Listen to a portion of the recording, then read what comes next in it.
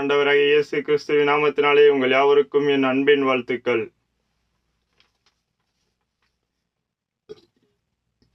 இன்றைய தலைப்பு இயேசுவுக்கும் பிசாசுக்கும் இடையே வாக்குவாதம். நாங்கள் இப்பொழுது கர்த்தருடைய வார்த்தையை கேட்போம்.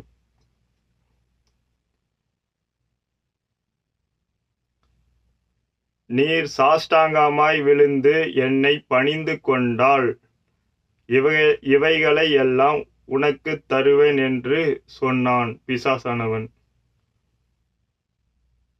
கர்த்தர் சொல்கிறார் இப்பொழுது. அப்பொழுது இயேசு, அப்பாலே போ சாத்தானே, உன் தேவனாகிய கர்த்தரை பணிந்து கொண்டு அவர் ஒருவருக்கே ஆராதனை செய்வாயாக என்று எழுதியிருக்கிறதே என்றார். ஆமென். அப்பொழுது பிசாசானவன் அவரை விட்டு விலகி போனான். உடனே தேவதூதர்கள் வந்து அவருக்கு பணிவிடை செய்தார்கள்.